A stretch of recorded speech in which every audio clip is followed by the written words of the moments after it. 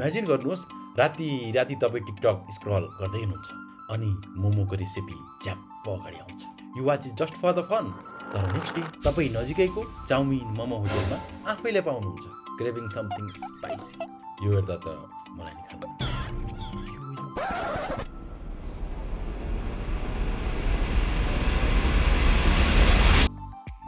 That's my friend is the content marketing at work. तपाईँ जालमा फस्नुभयो, भोकाउनु भयो, ए देवा बहुत भूख लगा है आज। अनि भोक मेट्न आफ्नो पैसा कसैलाई दिनु without realizing. In Nepal, content marketing is not just about the Facebook post or TikTok trends. It's about connecting to your mommy who forwards 10 posts daily. Or even to the local पसल दाइ जसले अझै भन्छन् Yahoo Mail.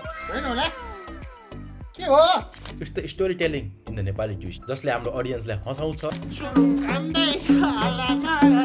सिकाउँछ र जोड्ने काम गर्छ। जस्ट लाइक यो जाडोमा न्यानो हुँदै तपाईको कुनै पुरानो साथीसँग बसेर उसको फनी जोक सुन्नुहुन्छ विथ तातो चिया।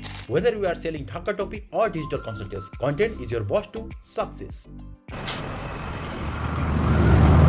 तर थाहा हुनु पर्यो कुन गाडीमा तपाईको ऑडियन्स चढेको हुनुहुन्छ। So start what they are scrolling and take them to the right they will never forget. So content marketing बारेमा अझै बुझ्नको लागि तल कमेन्ट बक्समा लिंक छ, त्यहाँ हेर्न सक्नुहुन्छ। र यस्तै इन्ट्रेस्टिङ भिडियो हेर्नको लागि तपाईले के गर्नुपर्छ तपाईलाई थाहा छ।